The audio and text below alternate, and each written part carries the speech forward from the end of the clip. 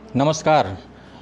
आपने जैसा कि सुना होगा बहुत बार बहुत सी ऐसी दंत कथाएँ सुनी होंगी जिसमें तमाम लोग लंबी यात्राओं पर गए। जैसा कि गौतम बुद्ध के बारे में भी सुना होगा कि वो काफ़ी समय के लिए घर से बाहर रहे और उन्होंने ज्ञान प्राप्त किया।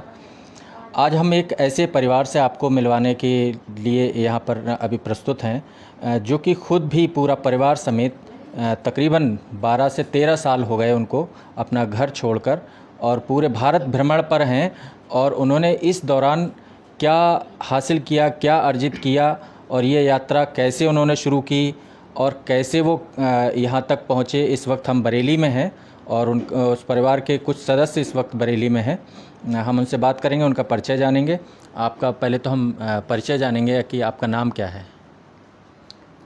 ऐसे तो हमारा चौधाम्बिका समूह से संबोधित करते हैं और हमारा जो चौधाम्बिका समूह का लीडर ये जो मेरे बगल में बैठा है नाग श्री मागा नाम से हैं और इसे ये हमारा समूह का मुखिया भी हैं। और ऐसे व्यक्ति का नाम तो मेरा नाम है चाओ समाधि होंगलाओ कहते हैं। आप लोग कहाँ से चले थे यात्रा पर अपनी? ऐसे हम लोग आसाम से आए हैं। ये आसाम में गोलाघाट ज़िला से पैदल सफ़र किए हैं। इसी सफ़र में बहुत समय हो गए हैं। 2007 से 16 मई को निकले थे हम लोग आसाम से। तो कहाँ कहाँ की यात्रा आपने की है अभी तक? ऐसे सफ़र में तो बहुत ही घूम चुका है, थोड़ा थोड़ा करके हर स्टेट में थोड़ा थोड़ा, मतलब एक स्टेट में हर ज़िला नहीं घूम पाया तो भी उसके कम से कम 5-6 ज़िला या 10 ज़िला तक ऐसे घूम के चलते हैं। और अभी पूरे भारत में हम लोग उत्तराखंड और गोवा ये रह गए थे, तो अभी फ़िलहाल अभी हम लोग इधर उत्तराखंड में हैं अभी वर्तमान में। अच्छा, तो इस यात्रा में आपके कितने लोग हैं और इसका मकसद क्या था, आपका उद्देश्य क्या था? देखिए, इसी सफ़र में हम लोग 10 लोग हैं और 10 लोग में से 10वां नंबर सबसे छोटा एक लड़की है। उनका नाम है नांग सुनीला चंदा और वो है लखनऊ में जन्म हुई थी। तो कितनी उम्र होगी चंदा की? ये चंदा की उम्र अभी 6 साल हो गया। जहाँ पर हुआ था ये श्री राजेश चंद्र जी के घर में हुआ था लखनऊ में। तो इसी सफ़र का जो हमारा मकसद उद्देश्य थे, हम 3 उद्देश्य लेकर जाते हैं। नंबर 1, हमारा मकसद ये है कि जो तथागत भगवान बुद्ध के जो विनय हैं, जो उसका नियम है, तो हम लोग को उसी नियम अनुसार उसी में ही सफ़र करना है, उसी में जीवन जीना है, उसी को सीखना है। ये पहले का। दूसरे में तथागत सम्यक संबुद्ध ने यहाँ पर ज्ञान के बारे में बताया था कि लौकिक लघुतर।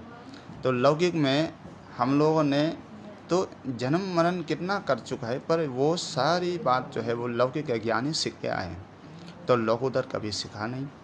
तो इसी वर्तमान हम लोग इसी मनुष्य के जीवन में बहुत ही दुर्लभ है और ये बुद्ध शासन में हम लोग जन्म हुई, तो इसी वजह से हम लोगों को ये लघुतर का ज्ञान सीखने के लिए, उसी के ज्ञान को पाने के लिए आए हैं। तो उसी की जो लघुतर के ज्ञान में 4 बात बताए हैं, जैसे कि श्रोतापन, श्रद्धागामी, अनागामी, अरहत। ये 4 पद हैं जो तथागत भगवान बुद्ध ने जो उपदेश में कहा है। अच्छा, उसमें से अगर व्याख्या करते हैं तो उसको 8 हैं, जो उसके श्रोतापन के मार्ग में चलने वाला और श्रोतापति फल को प्राप्त होने वाला। तो श्रद्धागामी मार्ग पर चलने वाला और श्रद्धागामी मार्ग फल को प्राप्त करने वाला, अनागामी मार्ग पर चलने वाला और अनागामी फल प्राप्त होने वाला। तो अरहत मार्ग पर चलने वाला और अरहत फल को प्राप्त होने वाला। तो ये अथा पूरी तो ये 8 तो लोग हैं, उसमें से ये केवल 4 ज्ञान पर ही सफ़र करते हैं। तो इसी वजह से हम लोगों को आगे में ये लघुतर का ज्ञान प्राप्त हो, ये दूसरा हमारा उद्देश्य मकसद है। तीसरे में तथागत सम्यक संबुद्ध ने उनकी शासन 5000 साल तक रखे थे और अब ये 2565 साल हो गई। तो आगे के समय में जब बुद्ध शासन खत्म होने के बाद भविष्य में तो मैत्री बुद्ध उत्पन्न होगा, तो मनुष्य जो जिस व्यक्ति पुण्य करता है, पारमिताएँ करते हैं, तो वो मैत्री बुद्ध को प्रसन्न होगा। तो यही तथागत बुद्ध ने बहुत समय से उपदेश में कहा है। तो इस वजह से हम लोग 3 उद्देश्य लेकर के सफ़र किए हैं। तो इसलिए गाँव-गाँव में पहुँचते हैं, और छोटा गाँव, बड़ा गाँव, एक राज्य से दूसरे राज्य होकर के, और हम लोग बहुत दिनों से सफ़र किए हैं। तो इस जो पैदल सफ़र आपका है, इस पैदल सफ़र में आपको अभी तक कोई किसी तरह की कैसी कठिनाइयाँ आपके सामने आई हैं जिनको लेकर आपको लगता है कि हमें एक ख़ास अनुभव हुआ? देखिए, इसी सफ़र में पैदल में तो बहुत ही लोग से मिले हैं, बहुत जैसे प्रकृति के से, लोगों से, और भिन्न-भिन्न अलग-अलग धर्मों से के लोग अलग-अलग लोगों से मिलते हैं। तो सबसे पहले बात तो अच्छा भी मिलता है, और ऐसे कम लोग भी अच्छा मिलते, मतलब अच्छा जो लोग भी मिलते हैं, जो थोड़ा कम वाले लोग भी मिलते हैं। पर सबसे ये पहले बात तो हम लोग केवल सहनशीलता बढ़ा रही हैं, क्योंकि मनुष्य जब सहनशीलता नहीं होती तो वो कुछ भी काम सफलता नहीं मिल सकता। अगर सहनशीलता नहीं होती तो मुझे लगता है हम तो बंगाल तक भी नहीं आ पाएंगे। बरेली मत बोलना। इसी वजह से सहनशीलता पाली भाषा में खंथी पारमिता कहते हैं भगवान बुद्ध ने। तो 10 पारमिताओं में खंथी पारमिता का सहन करना। अच्छा मिला तो सहन करो, बुराई आया तो सहन करो। तो सहनशीलता के वजह से ही हमारा मन और हमारा काम, हमारा जो मकसद और आगे बढ़ाता है। तो यही हमारा हम लोगों ने बहुत समय से प्रयास कर रहा है अभी भी। अच्छा, ये जैसे आपने अभी बताया अभी कि आपको सफ़र में तरह-तरह के लोग मिले, अच्छे भी, बुरे भी, अलग-अलग धर्म के, अलग-अलग तरह के पृष्ठभूमि के लोग मिले आपको। तो आपको जैसे दूसरे धर्म, जैसे आप तो बुद्ध के अनुयायी हैं, तो बाकी धर्मों के लोग भी आपको जो मिले, तो वो उनके बारे में आपकी क्या राय बनी? ऐसा है, दूसरे धर्म के लोग और हम लोग से मिलते हैं तो लोग अपने अपने विचार रखते हैं, और हम तो कहीं पर भी रखते हैं, हम कहीं पर भी पहुंचते हैं तो हमारे पास 1-1.5 फुट का तथागत भगवान बुद्ध का मूर्ति भी है। जहां हम पहुंचते हैं तो किसी के धर्म भी हो तो उसमें से हम लोग वहां पर रखते हैं, और पूजा स्थान या वहां पर करते हैं। तो लोग अपने विचार रखते हैं, तो हम लोग दूसरे लोग जो है अपने धर्म के बारे में हम लोग को बताते हैं।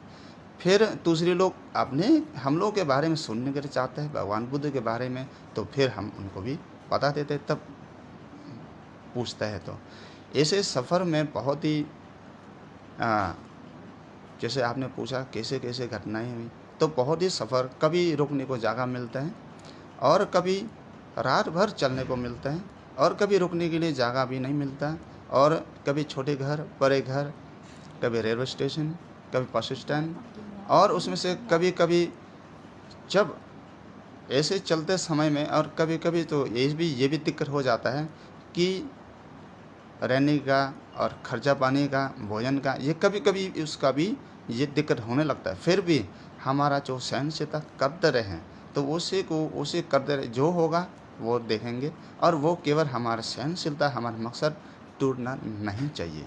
तो ऐसे करके हम लोग सफ़र में आया।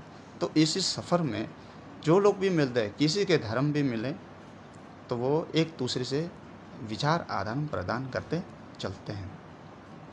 तो कभी किसी ने आपको कुछ बुरा भला कहा कि आप ऐसा क्यों कर रहे हैं, या ये क्या है? ऐसा है, कुछ लोग तो बहुत ही बात कहते हैं। कुछ लोग कहते हैं कि ये घर नहीं है, गांव नहीं है, इसलिए मतलब चले हैं। कुछ लोग कहते हैं पागल हो गए हैं, है ना। तो कुछ लोग कहते हैं कि ये तो समझदार हैं अपने, ये उसका, और कुछ लोग तो कहते हैं कि ये भिखारी लोग हैं। ऐसे तमाम बात हम सुनने को मिलता है। पर वही बार हम केवल इतना बात कहते हैं कि पर जो लोग कहते हैं तो हम भूल जाते हैं, हम उसमें हम लोग मन में नहीं रखता। और कभी कभी तो हम दुकान में जाते हैं तो कुछ सामान खरीदने के लिए भी जाता है तो दुकान वाले तो बिना पूछे तो तुरंत हमको भगाने लगता है, चलो यहाँ आपको कुछ भी नहीं मिलेगा। ऐसे व्यक्ति भी मिलते हैं। पर लोग ऐसा है, हम लोग भगाए तो चलते हैं, बुलाए तो आते हैं, ऐसे व्यक्ति हूँ। तो आपने जैसे एक लंबा सफ़र तय किया है, तो इसमें आपको भाषा की, बोलने चालने की, जैसे आप असम से आए तो आप तो कुछ हिंदी बोल रहे हैं, तो ऐसी भाषाओं को लेकर आपको कोई क्या समस्या आई है? भाषाओं को लेकर भी बहुत समस्या है, बहुत समस्या आई। जैसे कि हम लोग केरल, तमिलनाडु, आंध्र प्रदेश, कर्नाटक में, तो वहाँ पर उनके भाषा हम समझ में नहीं आया। तो जब हम हिंदी बोलने लगता है तो वो लोग समझ में नहीं आया। वो एक दूसरे से सहारा से, मतलब हाथ से दिखाते हैं, वो ऐसे होते, ऐसे बात हो जाता है उनके साथ। लेकिन ऐसा हो गया कि आपका काम चल गया, जैसे भी इशारों से चला या कैसे भी चला, इस तरह से। तो अभी तक जैसे जो बुद्ध के मार्ग को समझने का जो आपका प्रयास है, इसमें आपने नया क्या पाया जो अभी तक जो चल रहा है, उसमें आपने क्या जानकारी नई हासिल की है? इसमें आपने बहुत ही अच्छा पूछा है। नया बात तो ये है, अगर नया बोले तो नया बहुत पहले के बात है, तो भी बहुत पहले के बात। तथागत सम्यक संबुद्ध के जो उपदेश है, जैसे 2600 साल पहले उपदेश किया, जैसे था अभी भी वैसा ही है, और वो आगे के समय में भी ऐसे रहेंगे।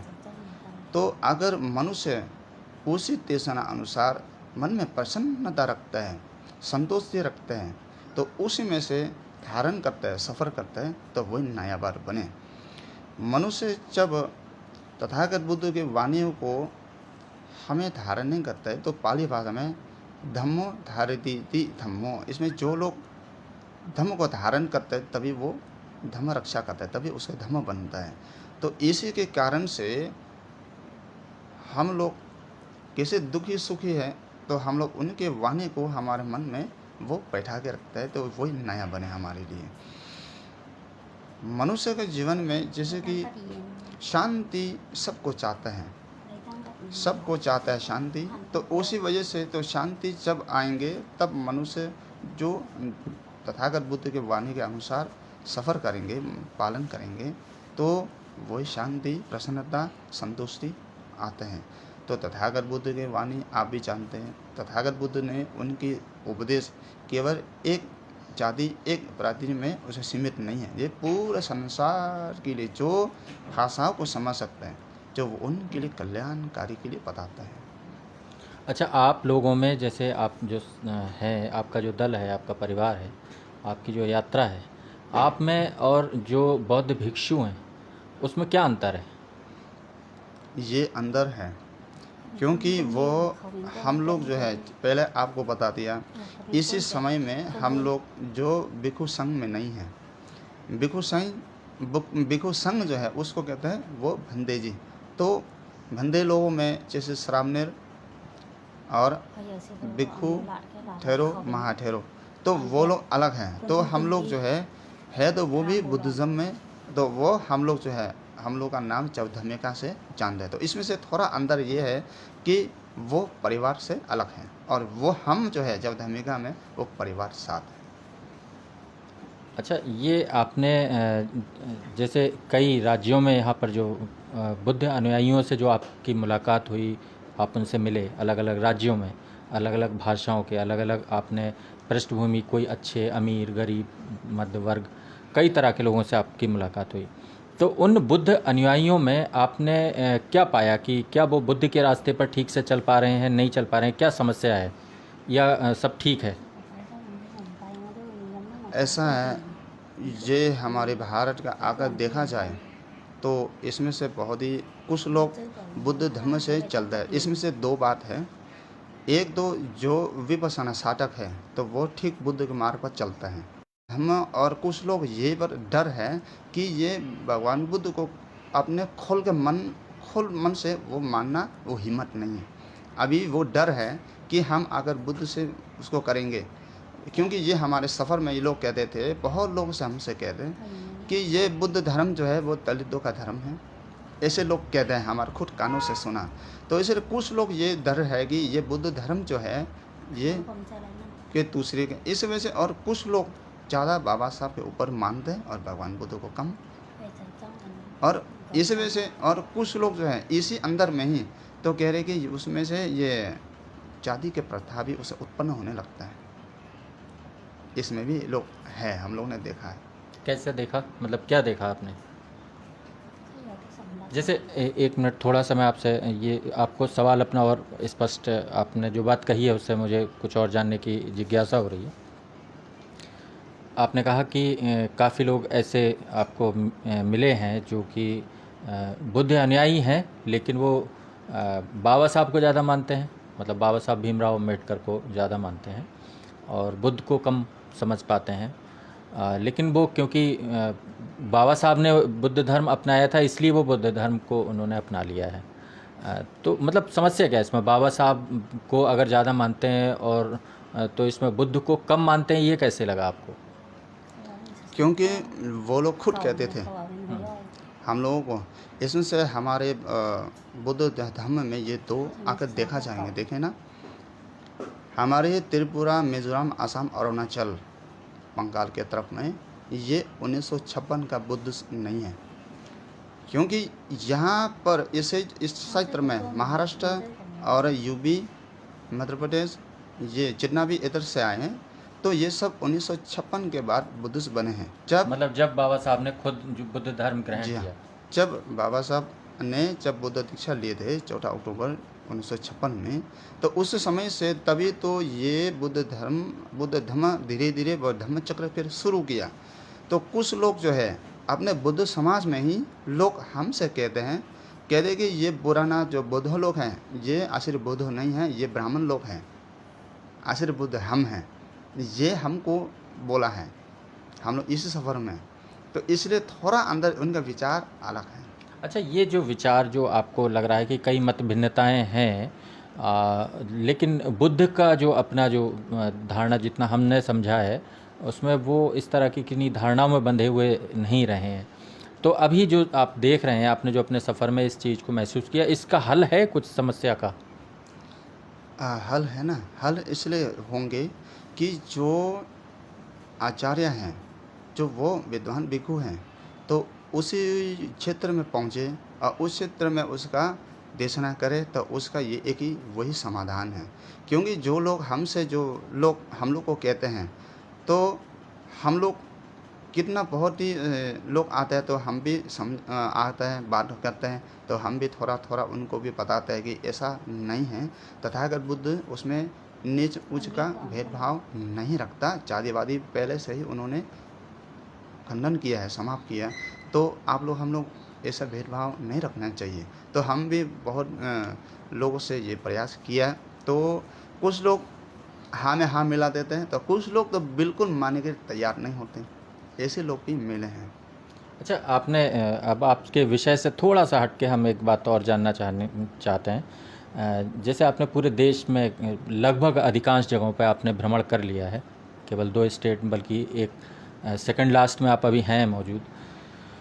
तो देश जैसे जो ये सब समाज को आपने समझा, इसमें आपको लगता है हमारे इस देश के अंदर क्या बुनियादी समस्याएं हैं कुछ है उन चीज़ों को लेकर? अभी क्योंकि आप असम से, क्योंकि आप चले थे उस यात्रा पर, और असम में अभी एक चुनाव भी होने जा रहा है, इसके बारे में शायद आपको जानकारी होगी।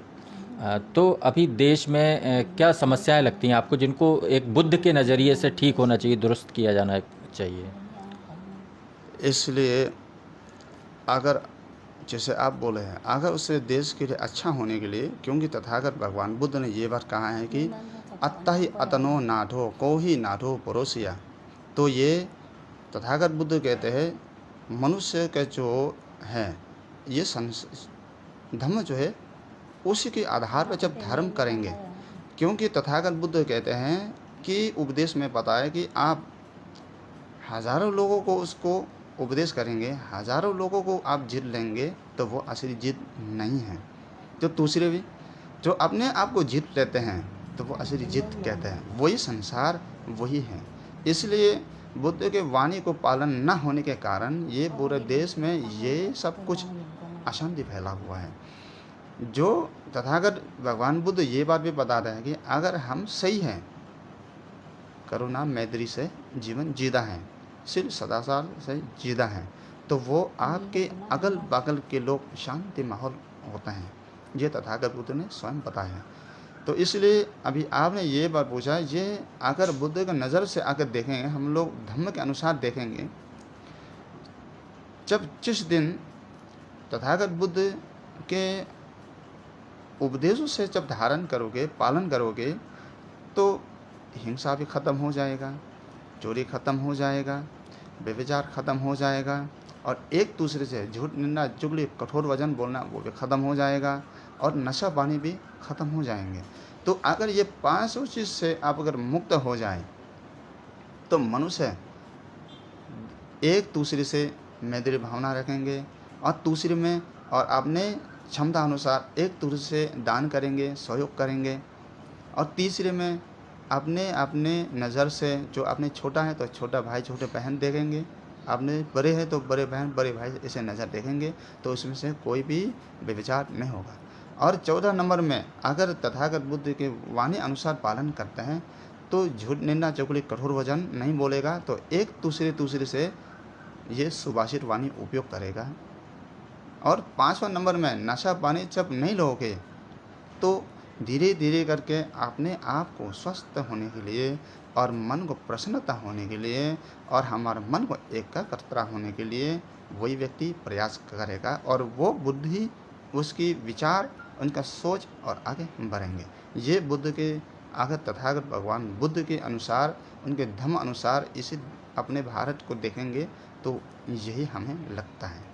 अच्छा, आपकी यात्रा जब आपकी जो लक्ष्य है वो समाप्त हो जाएगा, मतलब सभी जगह आप भ्रमण कर लेंगे, उसके बाद आपका क्या, आपका आगे लक्ष्य, उसके बाद करना क्या है आपको? ये परिवार आपका क्या करेगा?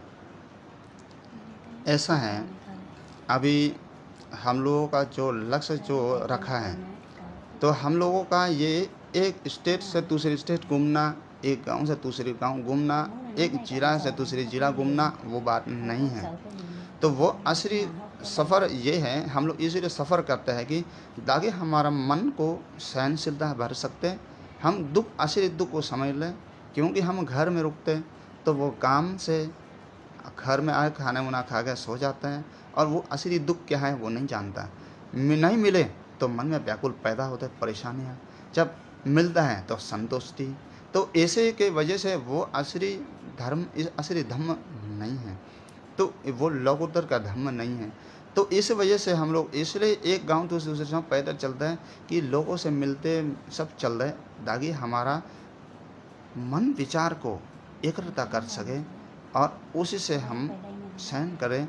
तो हमारा मकसद लास्ट जो है, जो हमारा मकसद है, एक मतलब देश में घूमना नहीं है, हम केवल अपने सहनशीलता बढ़ाने के लिए, और हमारा जो लक्ष्य है उसमें जिस दिन हम लोगों का लोकोत्तर का ज्ञान प्राप्त होगा, जिस दिन हमारा मन का शांति स्वभाव उसकी जो हमें हर दिन देख रही है, हमारा मन कहाँ पहुँच गया है, आज क्या हो रहा है, हम कौन सा समय में ये क्या पैदा हो रहा है, तो वह हमेशा हमेशा के लिए हम लोग देखते रहते हैं। इस वजह से जिस दिन हमारा वही लक्ष्य मिल गया, तो उसी दिन ही हमारा यात्रा समाप्त हो जाएंगे। हम वो उसी शहर जाना, उसी देश जाना, वो मेन बात नहीं है। अच्छा, ये जिस चीज़ का जो लक्ष्य आप बता रहे हैं कि आपके मन की शांति और इन सारी चीज़ों का जो लक्ष्य हासिल करना है, ये सफ़र उसके लिए है, तो क्या ये शांति क्या घर में नहीं मिल सकती है क्या?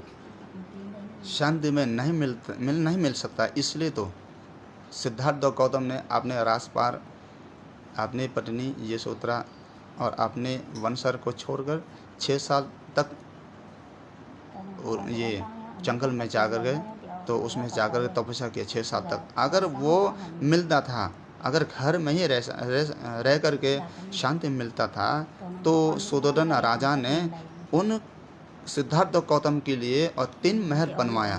तो इसे ये ठंड के लिए अलग, गर्मी के लिए अलग, बारिश के अलग। फिर भी ये सिद्धार्थ गौतम ने कहा ये यहाँ पर मैं रहते रहते ये बात नहीं बन सकता, तो वो निकल गया।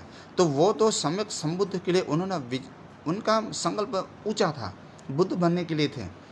और हम लोग जो हैं इसलिए ये सब साथ में चल रहा है। तो हम लोग बुद्ध तो नहीं बन सकता, तो भी हम उनकी जो मार्ग जो श्रोतापन सद्दागामी अनागामी अरहत उसी का फल प्राप्त हो जाए, तो ये हमारा लक्ष्य, हमारा मकसद उसी समय पूरा होगा। ये आपको नहीं लगता ये एक उलझन भरी बात है कि जैसे कि बुद्ध गए ज्ञान की खोज में निकले, वो अकेले गए, आप अकेले नहीं हैं, आप परिवार के साथ में। जो परिवार वाले लोग हैं जो घरों में रहते हैं, उनके पास जो अशांति या उनको जो भी समस्याएं, उनकी परेशानियां हैं, वो उनके परिवार के इर्द गिर्द ही होती हैं। उनकी जीविका, उनके बच्चे, उनकी परवरिश, उनकी शिक्षा, उनके स्वास्थ्य, इन्हीं सारे कारणों से तो उनका मन कभी विचलित होता है, कभी कुछ होता है, कभी कुछ पाना चाहते हैं, कभी कुछ खो जाता है। इस बात से अशांति होती है। परिवार आपका भी है आपके साथ में, आपके जैसा कि आप बता रहे हैं कितने 10 लोग हैं शायद, जिसमें महिलाएं भी हैं, बच्चे भी हैं। बल्कि जब आप चले होंगे तो कुछ बच्चे नहीं रहे होंगे, जो इसी सफ़र के दौरान ही बच्चे जो हैं वो पैदा हुए हैं और वो बड़े हुए हैं, चलना सीखे हैं, बोलना सीखे हैं। कुछ बच्चे जो बहुत छोटे रहे होंगे वो अब जवान हो गए हैं। तो क्या इनकी शिक्षा, दीक्षा, परवरिश, स्वास्थ्य, तमाम चीज़ों को लेकर आपको दिक्कत नहीं आई कभी? ये तो दिक्कत तो होता ही है, क्योंकि ये जब शरीर पाया गया तो शरीर जो है तथागत बुद्ध कहते हैं ये रोगी का घर है। पर उसी के अनुसार तो हम लोग अगर ये हमारे शरीर को, हमारा विचार बुद्धि को सही जगह पर लगा सकता है तो वो उसका कोई नुकसान नहीं है। इसलिए अभी ये कल हम अभी ये बरेली आप लोग से मुलाकात हुई, इसलिए हम आए हैं। वो भी हम आपको बता दूं, हम लोग जो सुबह दोपहर शाम हम लोग 3 टाइम का वो ध्यान साधना करते हैं। तो उस ध्यान साधना में हमारे जो उसका हमारा आदेश आया, हम लोग ने ये हमारा जो मुखिया है, लीडर है, तो उन्होंने ये बात ध्यान में आदेश आया, देखा कि हम लोग अगर आगे सफ़र करने के लिए, उसी नियम के आधार पालन करने के लिए, मजबूत बनाने के लिए, तो हम लोगों को ये अभी 3 बजे को ये शिक्षा में कहीं अलग अलग जगहों में कुछ दिन के लिए छोड़ना चाहिए। तो इसलिए हम लोग 3 बच्चे को लेकर यहाँ पर आए हैं। तो ये तीनों बच्चे को अलग अलग जगह में छोड़ेंगे, इसलिए हम आपके यहाँ बरेली में दोबारा आए हैं। कैसे करेंगे, क्या करेंगे, मतलब मैं समझ नहीं पाया। आप समझ नहीं पाए? हमारा गुरु के आदेश था कि हमारा नियम को आगे और मजबूत होना, जो हमारा मकसद को जल्दी पूरा होने के लिए, तो हम लोग कुछ दिन के लिए बच्चे को ये तीनों बच्चे हैं अभी। अच्छा, ठीक। तो ये लोगों को एक जगह में अलग अलग जगहों में एक बच्चे को छोड़कर आना है, तो कुछ दिन के लिए। तो वो भी कुछ सीखेगा, जितना भी उसके पढ़ सकेंगे, लिख सकेंगे, उनका विचार कितना उसका जा पाएंगे तो उनके ऊपर है, उनको शिक्षा में रख देंगे। कितना समय के लिए छोड़ेंगे आप इनको? अब हम लोग उसके सोच रहे कि एक साल या 1 साल से कम हो सकता है या 1 साल से ऊपर हो सकता है। अच्छा, लगभग 1 साल तो कम से कम अलग अलग रहेंगे। बच्चे आपके इस दल में 3 ही हैं जी। एक वो जो छोटी बच्ची आप बता रहे थे कि सबसे छोटी, वो नहीं आए। अच्छा, वो नहीं आए, मतलब उसको मिला के 4 होंगे। 4 हैं। तो कभी एक समय ऐसा भी आएगा कि वो भी किसी जगह पर जी हाँ, उसको छोड़ा जी हाँ। जाएगा और बाकी लोग फिर अलग अलग दिशा में बाकी लोग भी होंगे। जी हाँ। वो कैसे होंगे? जैसे आप और आपकी पत्नी या आपके जो और हैं वो कैसे अलग होंगे? इसमें से ये है, अभी फ़िलहाल हम लोग चलेंगे 7 लोग एक साथ चलेंगे सफ़र में, और उसमें 2 हिस्सा बन जाएंगे, 2 परिवार जैसा है ना, ऐसा है भी। तो इसीलिए ये बच्चे को ये एक तो इधर में हम छोड़ेंगे हरदोई में, एक छोटा वाला लड़का, हमारा तो 2 लड़का है, तो छोटा वाला हरदोई में छोड़ेंगे जो बोधवियत भंदे जी के पास, और दूसरा जो बड़ा वाला था तो वो छोड़ेंगे धम्मज्योति भंदे जी, ये मोरेना जिला मध्य प्रदेश में। और ये एक लड़की हैं, तो उनको भी, ये जो भाई के लड़की हैं तो उनको भी छोड़ेंगे ग्वालियर में। एक तीसरा फंदे जी के पास छोड़ेंगे बुद्ध विहार पे। और आप लोग बाकी आप लोग कहाँ होंगे? और बाकी हम लोग सफ़र करेंगे इधर नैनीताल से ये ऊपर जा कर के हरिद्वार देहरादून के उसी रोड में चले जाएंगे। चलिए ठीक है, आपसे बातचीत करके हमें बहुत खुशी हुई। खैर, जैसा कि हमारे दर्शकों ने सुना होगा कि एक कठिन यात्रा है और इसमें अब बच्चे भी अब एक नई यात्रा पर निकलने वाले हैं इस दल से। मतलब अब ये दल अपने आप में ही अलग अलग दिशाओं में विकसित होगा, ऐसा उनका मानना है। और ये शांति की खोज इनकी कहाँ तक पहुँचेगी ये भविष्य बताएगा। तब तक के लिए आप सभी से धन्यवाद।